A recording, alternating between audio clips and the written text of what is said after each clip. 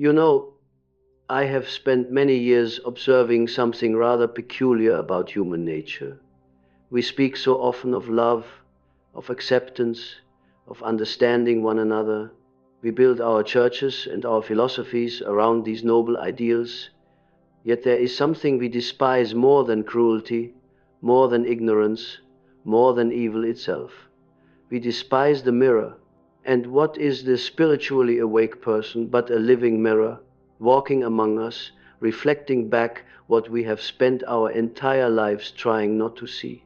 I have watched this phenomenon unfold countless times in my consulting room, in the drawing rooms of Zurich, in the quiet corners of academic gatherings.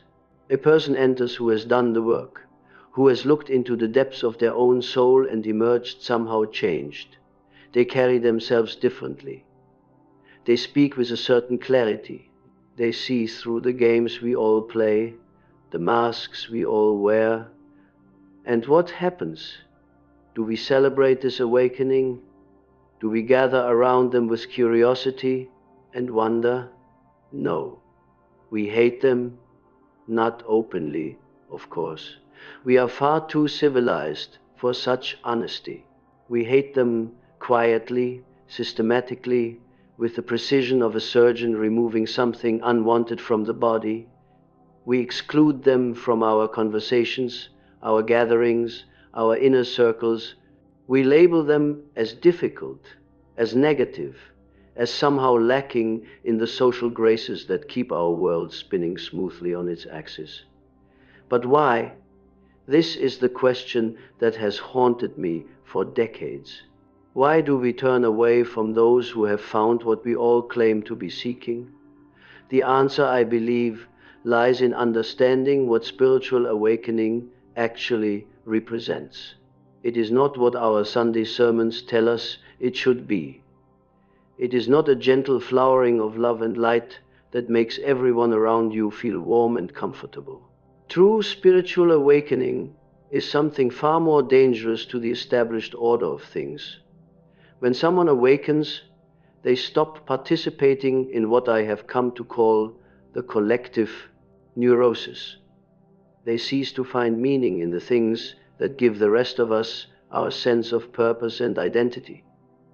They no longer compete for status in games whose rules they can now see are entirely arbitrary. They do not react with the expected emotions to the dramas we create to avoid looking at ourselves. Imagine for a moment that you are at a dinner party. Everyone is playing their part perfectly. The successful businessman speaks of his achievements. The devoted wife smiles and nods at all the right moments. The intellectual quotes the fashionable authors.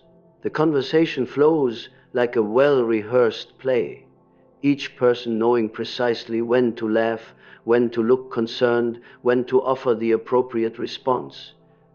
Then someone walks in who has awakened. They do not perform, they simply are. And in their presence, suddenly everyone else's performance becomes visible. The masks become obvious. The emptiness beneath all the chatter starts to show through, without saying a word, without making any accusation. Their mere presence reveals that everyone else is acting. This is unbearable. Because if the awakened person can see through the performance, it means the performance is not real. And if the performance is not real, then what are we? Who are we when we stop playing our roles? This is the first reason why spiritually awake people are hated. They expose the falseness that we depend upon for our sense of self. They reveal that what we think of as our personality is often nothing more than a collection of responses we have learned to give in order to be accepted, to be safe, to belong. The awakened person has done something that terrifies the rest of us. They have looked behind their own mask and discovered that they are still there. They have found something real beneath all the pretending. And this suggests a possibility that most people are not ready to face. That we too might be someone other than who we think we are. But there is something even more threatening about the spiritually awake. They have stopped being afraid of the things that keep the rest of us in line.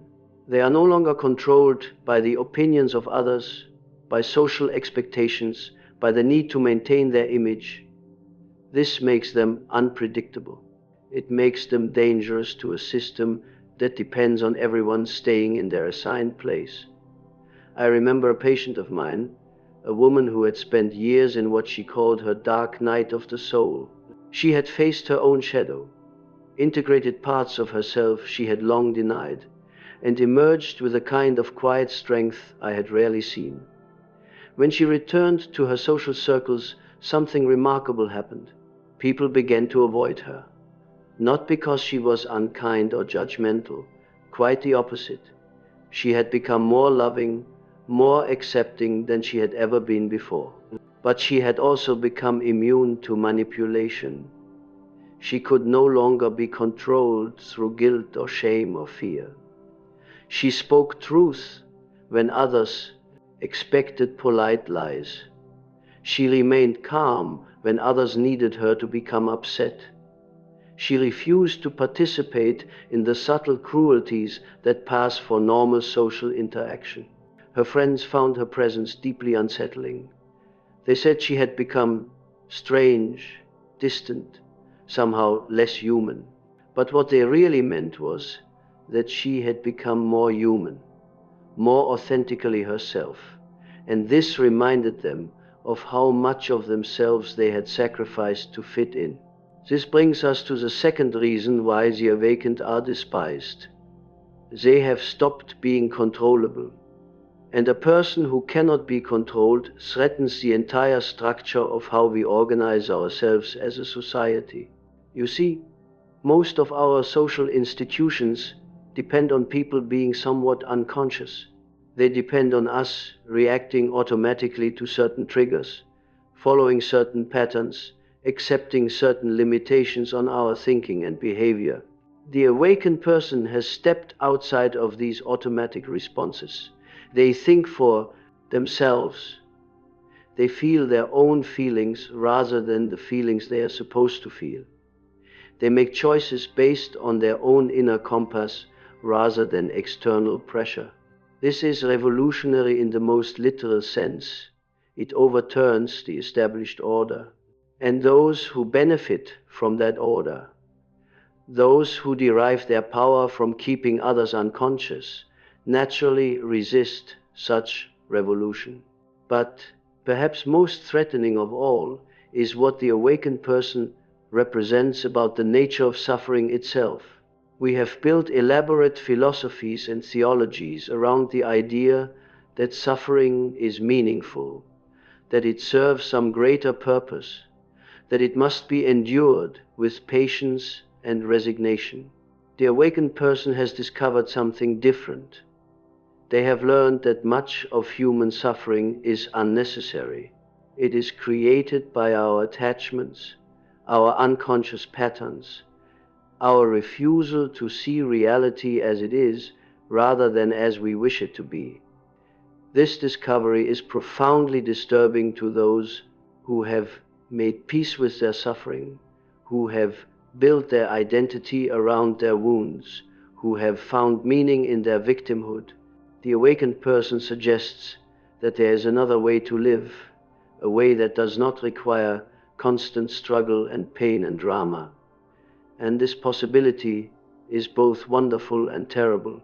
It is wonderful because it offers hope, but it is terrible because it suggests that all the suffering we have endured, all the compromises we have made, all the parts of ourselves we have sacrificed might have been unnecessary, that we might have been free all along if only we had been willing to look clearly at what was actually happening rather than what we believed was happening.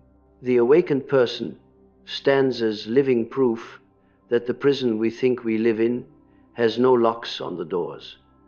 And this makes us furious, not at them necessarily, but at ourselves for not seeing it sooner.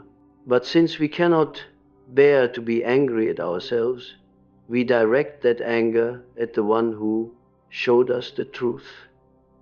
There is something else, something I have observed in the deepest layers of the human psyche. We are afraid of our own power. We are terrified of our own potential for growth, for change, for becoming something greater than what we are. And so we create elaborate systems to keep ourselves small, to maintain the illusion that we are helpless, that we are at the mercy of forces beyond our control. The spiritually awake person has discovered their own power. Not power over others, but power over themselves. The power to choose their response to circumstances rather than simply react. The power to create meaning rather than wait for it to be given to them. The power to transform their own suffering into wisdom, their own wounds into sources of strength. This is perhaps the most threatening thing of all. Because if they can do it, it means we can do it too. And that would require us to give up our excuses, our victim stories, our comfortable complaints about how unfair life is. It would require us to take responsibility for our own inner life, our own growth, our own awakening.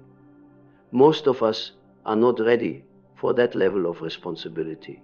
It is easier to resent those who have taken it on than to follow their example. And so we find ways to diminish them, to explain away their transformation, to convince ourselves that they are somehow different from us, that what they have achieved is not really possible or not really valuable. We tell ourselves they have become cold, detached, lacking in normal human emotion. We say they think they are better than everyone else. We accuse them of spiritual pride, of losing their humanity in pursuit of enlightenment. Sometimes these accusations contain a grain of truth. The path of awakening is not without its pitfalls. But more often, these criticisms say more about our own fears than about the awakened person themselves. What disturbs us most about these awakened souls is not their supposed arrogance, coldness, but their terrible honesty. They have stopped lying to themselves, and this makes our own self-deceptions unbearable to maintain in their presence. I have watched this dynamic play out in families, in marriages, in friendships that have lasted decades. A person begins to awaken, to see clearly, to speak truthfully, and suddenly they become the problem. They are accused of being too intense, too serious, of taking everything personally, but what has really happened is that they have stopped pretending not to see the elephant in the room. The third reason we despise the spiritually awakened is that they refuse to participate in our collective denial. Every family has its secrets, its unspoken rules, its agreed-upon fictions. Every social group has its taboos, its sacred lies, its areas that must not be examined too closely. The awakened person, simply by being authentically themselves, threatens these carefully maintained illusions. I recall a man who came to see me after his brother had what the family called a nervous breakdown. But as we talked, it became clear that this brother had not broken down at all. He had broken through. He had seen through the family's elaborate pretense of happiness and refused to continue participating in it. He had begun speaking openly about their father's alcoholism, their mother's depression, the violence that simmered beneath their respectable facade. The family was united in their belief that the brother was ill, that he needed to be fixed, to be brought back into line. But this man who sat in my office knew better. He knew his brother was the healthiest one among them. And this knowledge tormented him, because it meant he would have to choose between truth and belonging. Most people, when faced with this choice, choose belonging. The awakened person chooses truth. This brings us to something I have observed about the nature of consciousness itself. It is not, as we like to imagine, a gradual brightening, like the dawn slowly illuminating the landscape. It often comes in flashes, in moments of stark recognition that can be deeply unsettling. The person who awakens suddenly sees not only their own patterns and illusions, but everyone else's as well. They see how we use our children to live out our unlived lives. They see how we use our relationships to avoid facing ourselves. They see how we use our work, our causes, our very suffering as elaborate forms of hiding. And because they see these things, they can no longer participate in them unconsciously. This is the fourth reason they are hated. They have become conscious of the unconscious games we all play, and their consciousness makes these games impossible to continue in their presence. I think of a woman I knew who had spent years in analysis, working through layers of conditioning and false beliefs about herself.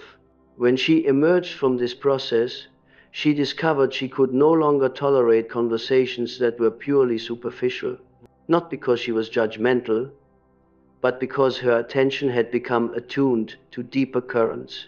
She could hear the pain beneath people's complaints, the fear beneath their anger, the loneliness beneath their busy social lives. Her friends found her increasingly difficult to be around. They said she made them feel exposed, vulnerable, as if she could see right through them. And indeed she could, but not with the coldness of a surgeon. She saw with the compassion of someone who had learned to see herself clearly. Yet this compassion was perhaps more threatening than judgment would have been.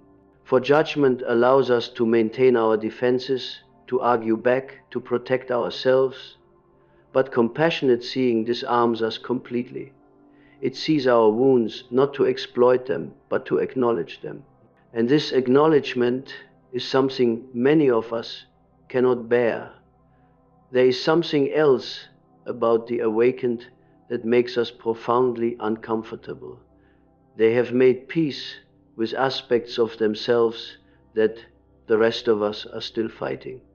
They have integrated what I call the shadow, those parts of the personality that we prefer to keep hidden even from ourselves. This integration gives them a wholeness that is both beautiful and disturbing. They are no longer split between their public persona and their private reality. They have acknowledged their capacity for both creation and destruction, for both love and hatred, for both wisdom and foolishness. This makes them more human, not less, but it also makes them unpredictable in ways that our carefully ordered society cannot tolerate. The fifth reason we despise the awakened is that they have stopped splitting themselves in two. They have refused to maintain the artificial division between acceptable and unacceptable parts of the human experience. This integration threatens our own careful compartmentalization of ourselves. We have learned to show only our pleasant faces to the world while hiding our darker impulses in the basement of consciousness. The awakened person has brought these hidden aspects into the light, not to act them out destructively, but to understand them, to learn from them, to integrate them into a fuller sense of self. This wholeness is profoundly threatening to those of us who are still maintaining the exhausting split between who we pretend to be and who we actually are. Their integration suggests that such splitting is not necessary, that we could be whole too if we had the courage to face what we have been hiding from ourselves. But perhaps the most disturbing thing about the spiritually awake is their relationship to suffering. They have not eliminated suffering from their lives, but they have transformed their relationship to it. They no longer see suffering as evidence that something is wrong, that they are being punished, that life is unfair. They have learned to see suffering as information, as a teacher, as a doorway to greater understanding. This shift in perspective is revolutionary. Most of us organize our entire lives around the avoidance of pain. We make choices based on what will cause us the least discomfort, maintain relationships that no longer serve us because ending them would hurt, stay in situations that diminish us because change feels too difficult. The awakened person has discovered something that turns his whole approach upside down. They have learned that the pain we avoid by staying unconscious is often far greater than the pain we would experience by facing the truth. They have found that suffering consciously transforms us in ways that suffering unconsciously never can. This is the sixth reason they are hated. They have stopped being victims of their circumstances and have become conscious participants in their own transformation. This suggests that the rest of us could do the same, and this possibility is both liberating and terrifying. I have seen patients who spent years complaining about their misfortunes, their difficult relationships, their unfair circumstances, and then something shifted. They stopped asking why these things were happening to them and started asking what they could learn from them. This simple change in question transformed everything. They began to see their difficulties not as evidence of their victimhood, but as opportunities for growth. They stopped waiting for their circumstances to change and began changing themselves. They discovered that they had far more power over their inner experience than they had ever imagined. But this discovery comes with a price. Once you realize that you are not simply at the mercy of external forces, once you understand that your inner state is largely your own creation, you can no longer blame others for your unhappiness. You must take responsibility for your own consciousness, your own reactions, your own growth. This level of responsibility is something most people are not prepared to accept.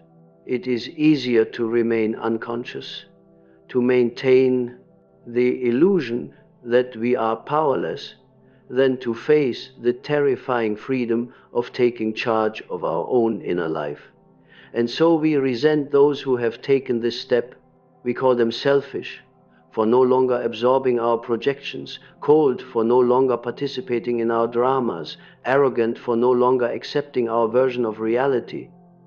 But what we really resent is their freedom, their refusal to remain imprisoned in the same unconscious patterns that still hold us captive. The seventh and perhaps most fundamental reason we hate the spiritually awakened is that they represent our own unlived potential. They show us what we could become if we had the courage to face ourselves completely. And this possibility is both the most beautiful and the most terrifying thing we can encounter. For to become what they have become would require us to die to who we think we are.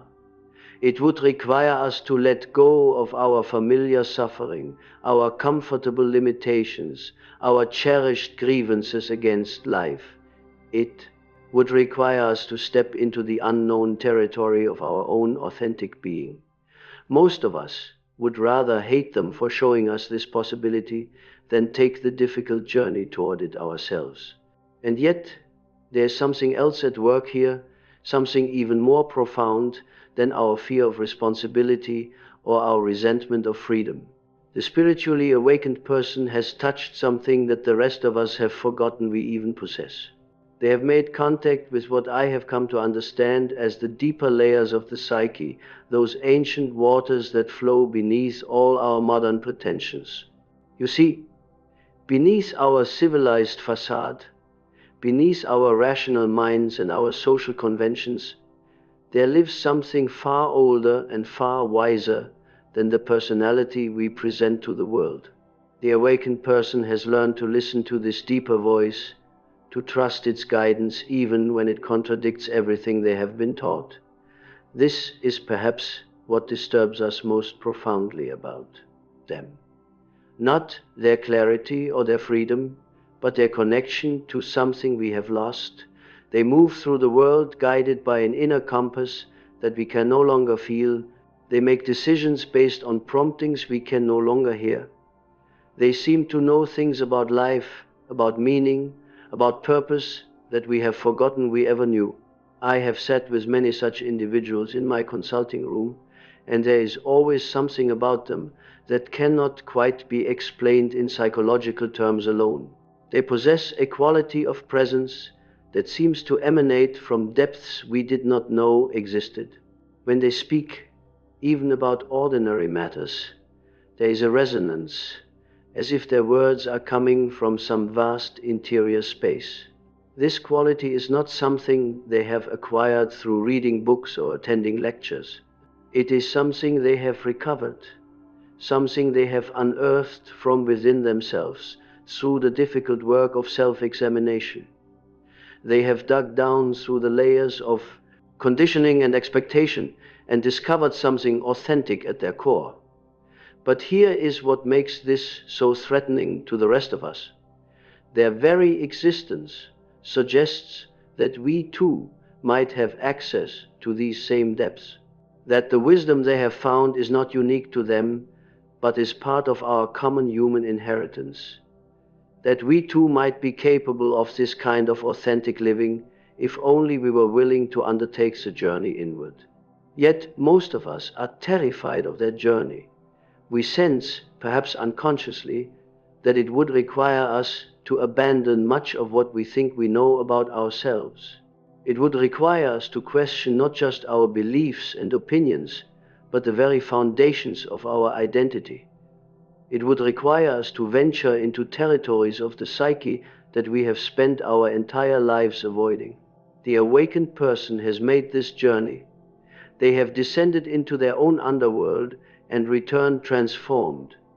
And their transformation reminds us of our own unexplored depths, our own unlived possibilities, our own refusal to undertake the difficult work of becoming who we truly are. This is why we cannot simply ignore them. If they were merely different from us in some external way, we could dismiss them easily enough. But they represent something we recognize at the deepest level of our being. They are who we might become if we had the courage to face ourselves completely. I have observed that people react to the awakened with a kind of primitive recognition, as if some ancient part of themselves remembers what it means to be whole. But this recognition is immediately followed by fear, by resistance, by the desperate need to explain away what they have seen. We tell ourselves that such people are impractical, that they cannot function in the real world, that their insights are too abstract to be of any real value. We create elaborate theories about why their way of being is somehow inferior to our own unconscious struggling. But beneath all these rationalizations lies a simple truth. We are afraid of what we might discover if we looked as deeply into ourselves as they have looked into themselves. The awakened person has learned to trust the intelligence of the unconscious, to honor the wisdom that emerges from dreams, from intuitions, from those sudden moments of understanding that come not from thinking but from a deeper knowing.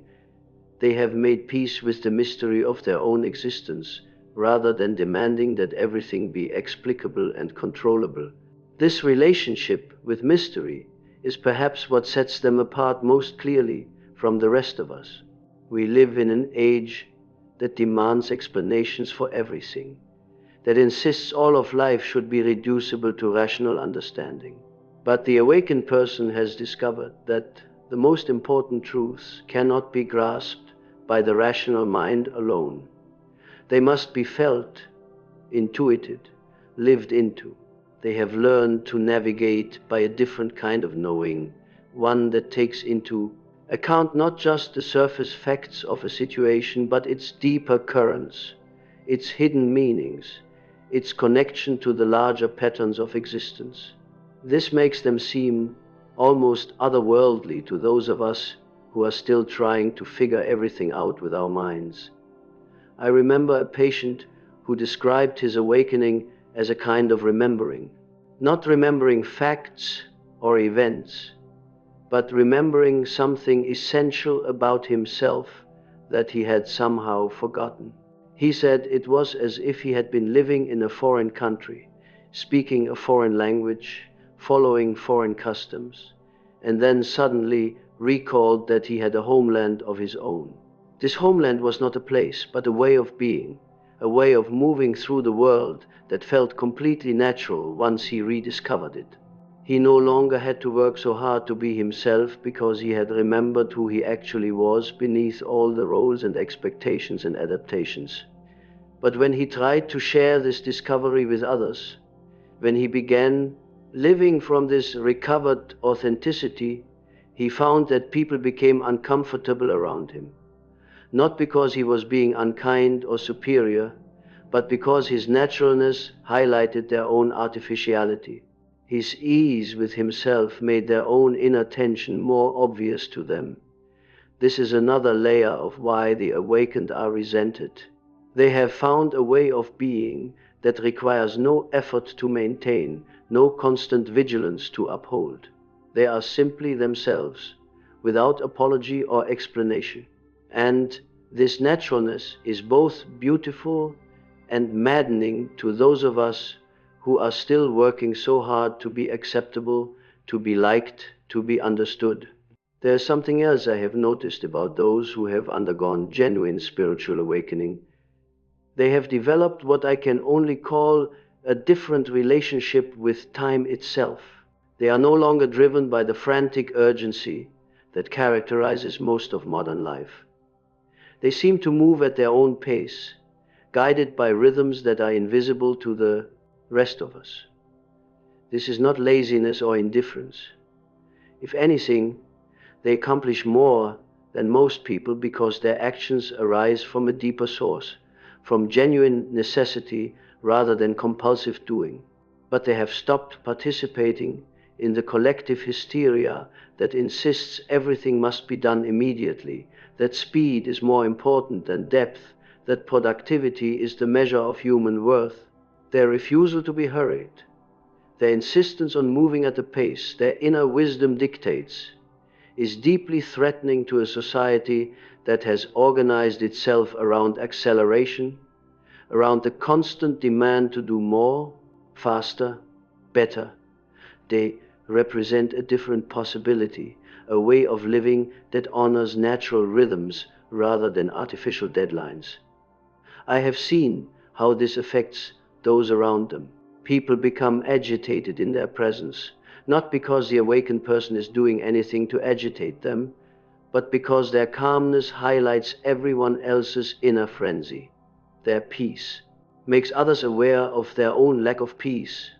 Their centeredness reveals everyone else's scattered energy, and so they are accused of being slow, unmotivated, out of touch with reality. But the reality they have touched is deeper than the surface urgency that drives the rest of us. They have discovered that most of what seems so important, so pressing, so necessary is actually just noise. They have learned to distinguish between what matters and what merely seems to matter. This discrimination is perhaps one of their most threatening qualities. They can see through the artificial importance we attach to things that are ultimately meaningless. They are not impressed by status or wealth or achievement in the conventional sense. They measure value by different standards entirely. They ask different questions. Not how much can I get, but what am I meant to give? Not how can I be successful, but how can I be useful? Not what will make me happy, but what will make me whole. These questions arise from depths that most of us have not yet explored, and their very existence poses these same questions to everyone around them. Simply by being who they are, they ask us to examine our own priorities, our own values, our own definition of what makes a life worth living. This is perhaps the most uncomfortable gift they offer us, the invitation to question everything we have built our lives upon. I have watched families torn apart by the awakening of one member, not because that person became cruel or destructive, but because their transformation exposed the falseness that had been holding the family together. Marriages have ended not because the awakened partner stopped loving, but because they stopped participating in the unconscious contracts that had defined the relationship. Friendships have dissolved not because of conflict or betrayal, but because there was no longer enough common ground for meaningful connection. The awakened person had moved into a different reality, one that their old companions could not enter without undergoing their own transformation. This is the loneliness that comes with awakening, a loneliness that is different from ordinary isolation. It is the loneliness of living in a different world while still inhabiting the same physical space as everyone else. It is the loneliness of seeing what others cannot see, of knowing what others do not want to know, of being free in ways that others fear to be free. Yet paradoxically, this loneliness often leads to a deeper connection with life itself, with the natural world, with the great mystery that underlies all existence. The awakened person may be isolated from human society, but they are no longer isolated from the larger reality of which human society is only a small part. They have discovered that consciousness extends far beyond the boundaries of the individual mind, that there are currents of wisdom and love and understanding that flow through all of existence. They have learned to tap into these currents, to draw sustenance from sources that are invisible to ordinary perception. This connection to something greater than themselves gives them a stability, a groundedness that does not depend on external validation or support. They carry their own center with them wherever they go. They are at home in themselves in a way that makes geographic location almost irrelevant. And this inner stability, this self-contained wholeness, is perhaps the most threatening thing of all to those of us who are still seeking ourselves in others, who are still trying to find our worth through external achievement, who are still looking for completion in all the wrong places. The awakened person has stopped looking outside themselves for what can only be found within. They have ended the desperate search that drives so much of human behavior. They have found what they were looking for, and it was never where they thought it would be. This discovery transforms everything. When you are no longer seeking completion through others, you can love them without need. When you are no longer trying to prove your worth through achievement, you can work without attachment to results. When you are no longer afraid of being alone, you can be with others without losing yourself. But perhaps most significantly, when you have found your own center, you can remain stable in the face of others' projections, others' demands, others' need for you to be someone other than who you are. You can allow others to be upset with you, disappointed in you, confused by you, without losing your own equilibrium. This is freedom in its truest sense. Not the freedom to do whatever you want, but the freedom to be who you actually are, regardless of how others respond to that authenticity. It is the freedom that comes from having nothing left to prove and nothing left to hide. And this freedom, this terrible, beautiful freedom, is what we see when we look at the spiritually awakened. It is what we hate and what we secretly long for. It is what we fear and what we know in our deepest moments we are called to become. We must speak now of something that cuts even deeper than their refusal to play our games, deeper than their immunity to our manipulations. There is something about the awakened that touches the very core of our terror as human beings. They have made peace with death, not death as an event that happens at the end of life, but death as a process that must occur again and again if we are to truly live. They understand what most of us spend our entire existence avoiding, that to become who we are meant to be, we must allow who we think we are to die. I have sat with many souls in the throes of this psychological death, and I can tell you it is no gentle transition. It is a dismantling of everything familiar, everything safe, everything that has given life meaning up to that point. The person you have been must be sacrificed on the altar of who you might become. And most of us will do anything, absolutely anything, to avoid this sacrifice. We cling to our suffering because at least it is familiar suffering. We hold on to relationships that diminish us because at least we know who we are within them. We remain in situations that slowly kill our spirit because the death they offer is gradual, unconscious, and therefore bearable. But the awakened person has chosen a different kind of death: conscious death, voluntary death, death in service of rebirth. This is what we cannot forgive them for. They have done what we are too afraid to do. They have let themselves die while still alive, and in doing so, they have discovered what lies beyond the ego's desperate need for survival. They have found that there is something in us that cannot die, something that exists independent of our roles and identities and carefully constructed sense of self.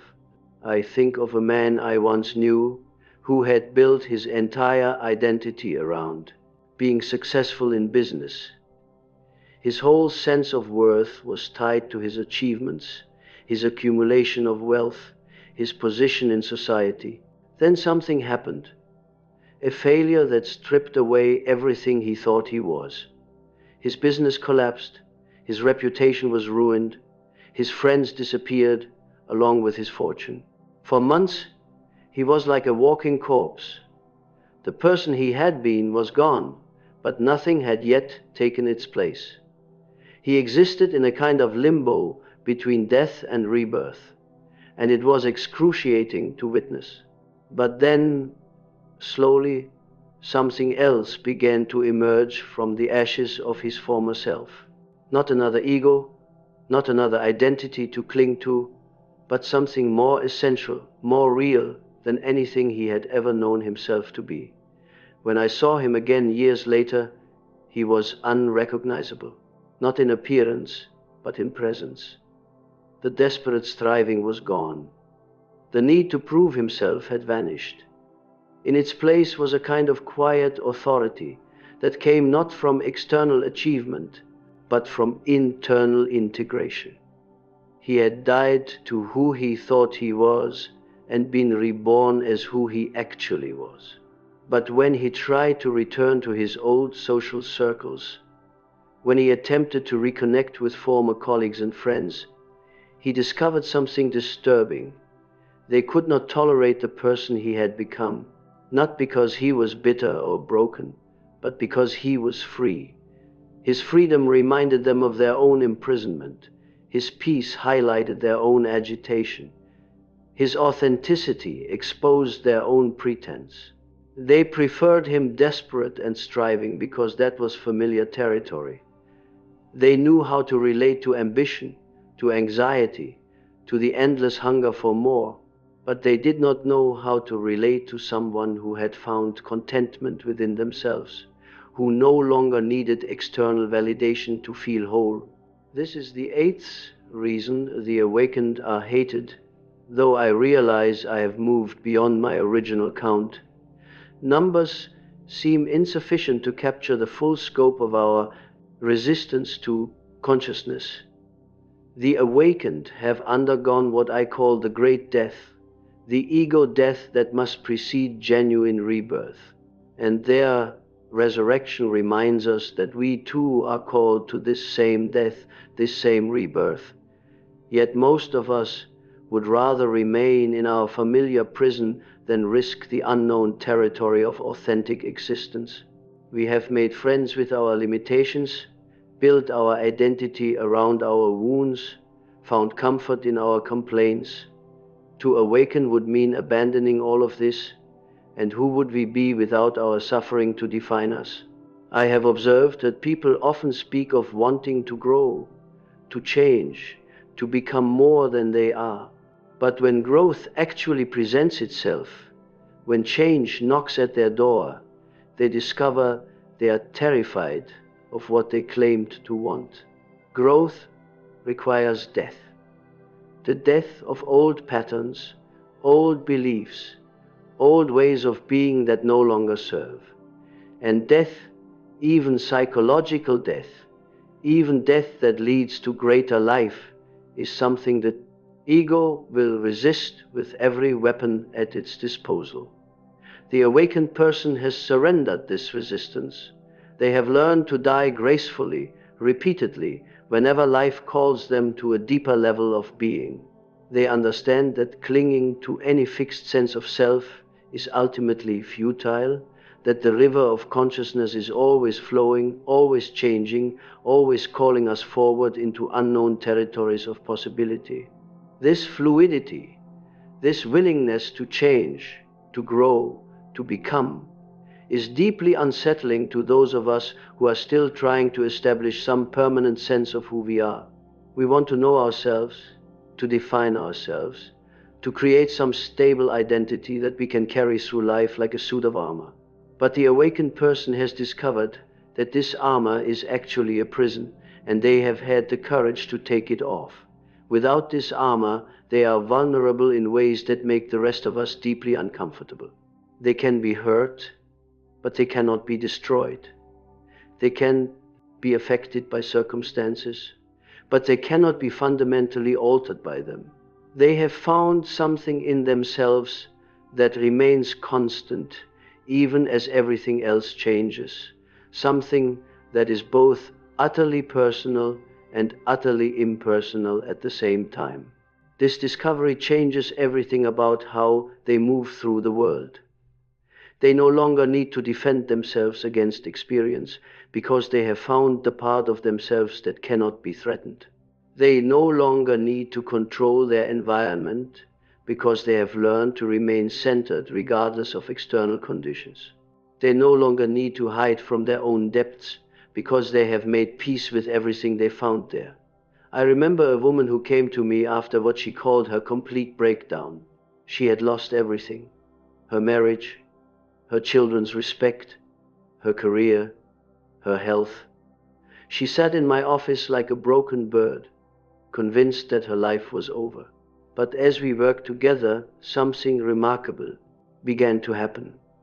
She began to discover that beneath all the roles she had lost, beneath all the identities that had been stripped away, something remained. At first, this something was so unfamiliar that she could barely recognize it as herself. It had no need to impress anyone, no desire to prove anything, no fear of being judged or rejected.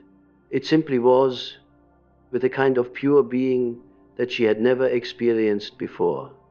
She told me it was like meeting herself for the first time.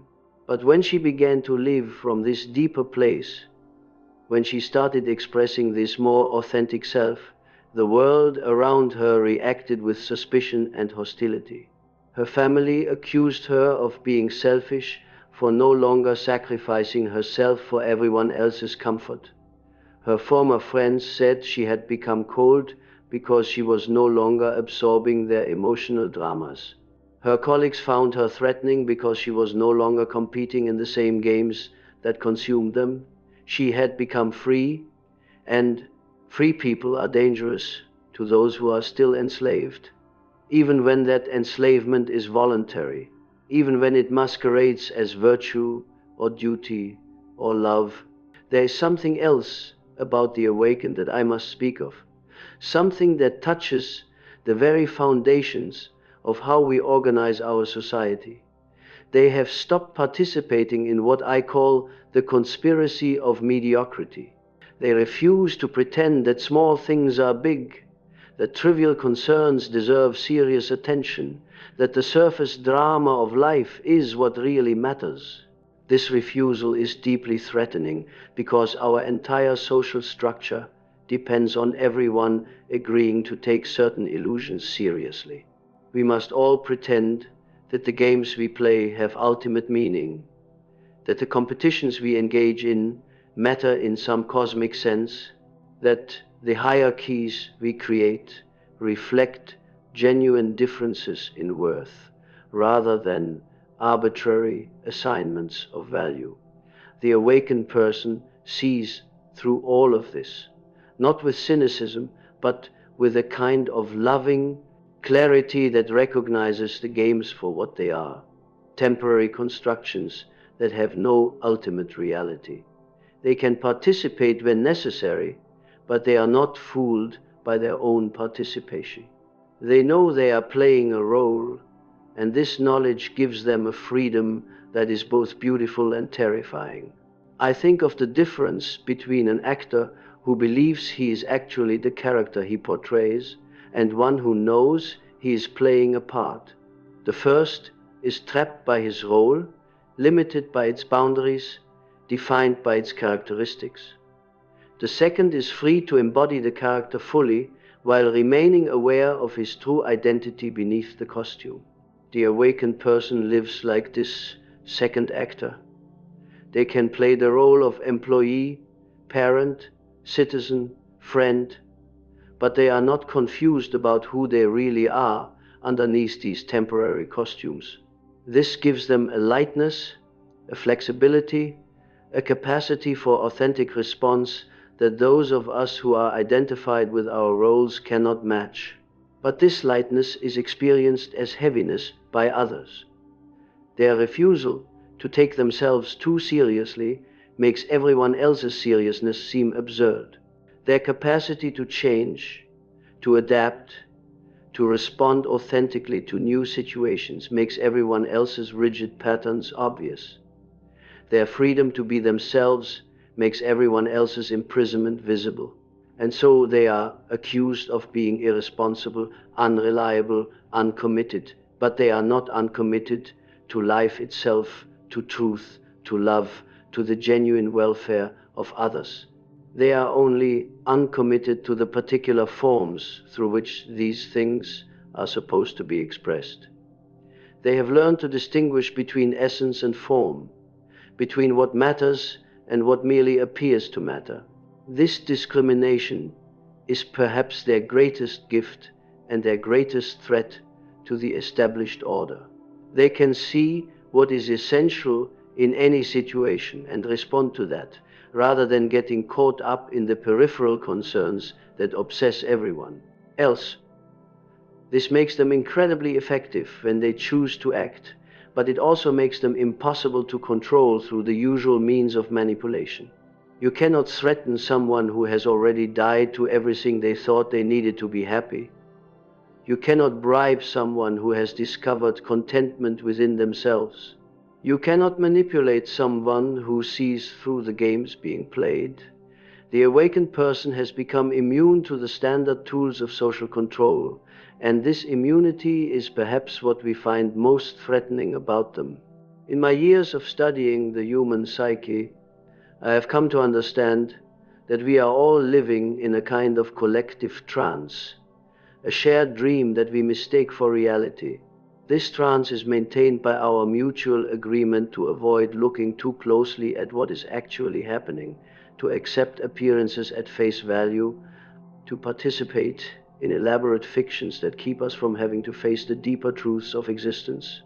The awakened person has stepped out of this trance. They have awakened from the collective dream and found themselves in a reality that is both more beautiful and more terrible than anything the dream contained. They see the world as it actually is, not as they have been told it should be, not as they wish it were, but as it is. This seeing changes everything. Once you have seen the reality behind the appearances, you cannot go back to believing in the appearances. Once you have tasted authentic existence, you cannot return to artificial living. Once you have touched the depths of your own being, you cannot be satisfied with surface interactions. But this is exactly what the world asks of them. Come back to the dream. Pretend you don't see what you see. Participate in our illusions. Help us maintain the comfortable fictions that make unconscious living possible. And when they cannot do this, when their very presence disrupts the collective trance, they become the enemy. I have watched this pattern repeat itself throughout history.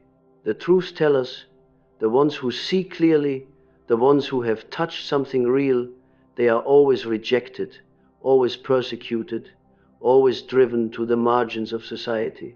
Not because they are dangerous in any conventional sense, but because they threaten the very foundations of how we have organized our collective life. They represent a possibility that most people are not ready to face. The possibility of living authentically, of seeing clearly, of being free from the unconscious patterns that govern most human behavior. And this possibility is both the most wonderful and the most terrifying thing we can encounter. For to embrace this possibility would mean admitting that we have been living in a kind of sleep, that much of what we have taken to be real is actually illusion, that the suffering we have endured and the limitations we have accepted may have been unnecessary. It would mean acknowledging that we are far more powerful, far more capable, far more free than we have ever dared to believe.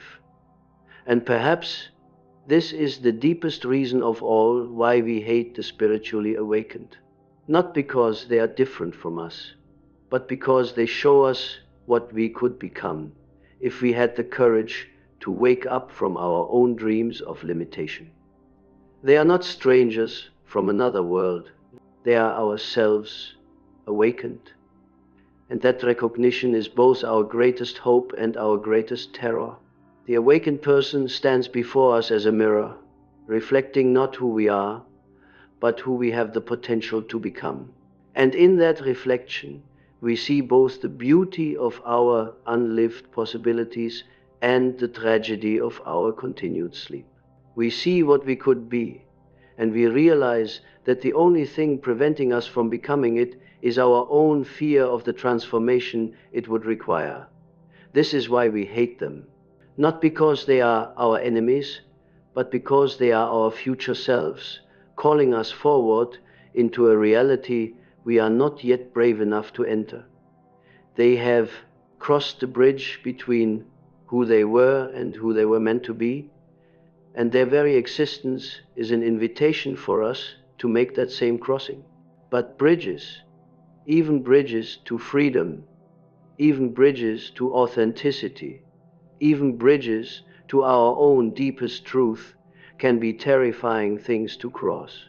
And so we remain on this side, hating those who have had the courage to cross over, telling ourselves that where they have gone is not real, not possible, not worth the journey. Yet deep in our hearts, in the place where we cannot lie to ourselves, we know better. We know they have found something we have lost. We know they are living in a way we are afraid to live. We know they are free in ways we are still imprisoned. And perhaps in our quieter moments, when the noise of our resistance dies down, we can hear what their lives are really saying to us.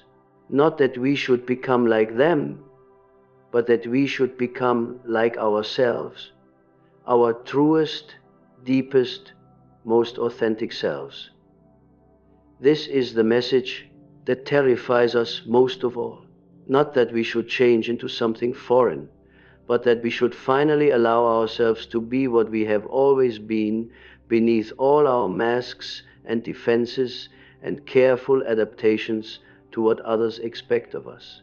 The spiritually awakened are hated because they remind us that we too are capable of awakening. And that reminder is both the most threatening and the most loving thing anyone could offer us.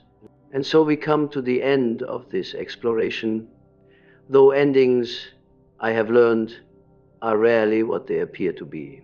They are often beginnings in disguise, moments when understanding crystallizes into something that can finally be grasped and held. I have spoken of 7 reasons, though the number seems arbitrary now. The reasons flow into one another like streams joining a river, all leading to the same destination. The recognition that we hate the spiritually awakened, not because they are foreign to us, but because they are too familiar. They are ourselves, stripped of pretense, freed from the comfortable prisons we have built around our hearts. You see, there is something in each of us that recognizes authenticity when we encounter it. Some ancient part of our being that remembers what it means to be whole, to be real, to be free from the endless performance that passes for living in our world. The awakened person touches this memory, and for a moment we remember who we were before we learned to be afraid. But memory can be a dangerous thing when we are not ready for what it reveals. And so we turn away, we find reasons to dismiss what we have seen, we construct elaborate justifications for why their way of being is somehow inferior to our own. We do this not from malice, but from self-preservation. For to truly see them would mean acknowledging what we have forgotten about ourselves. I have spent my life studying the depths of the human soul, and I can tell you this with certainty. Every person who has ever lived carries within them the seed of awakening. It is not a special gift bestowed upon a chosen few, it is the birthright of consciousness itself. The awakened have simply found the courage to water that seed with their tears, to tend it with their attention, to allow it to grow despite the harsh conditions of a world that prefers sleep to wakefulness. Perhaps, as you have listened to these words, you have felt something stirring within you, a recognition, a longing, a quiet voice that whispers, "Yes, I know this. I have always known this." If so, do not be afraid. That voice is not calling you to become someone else. It is calling you to become who you have always been, beneath the layers of conditioning and expectation. The path of awakening is not for the faint of heart. It requires a willingness to die to everything you think you know about yourself, to release every identity you have clung to for security. But in that death, something magnificent is born. Not a new person, but the person you were meant to be all along. And when you find the courage to take that first step into the unknown territory of your own authentic being, remember this: you will likely be hated for it, but you will also be free. And freedom, true freedom, is worth any price the world might ask you to pay. The choice, as it has always been, is yours.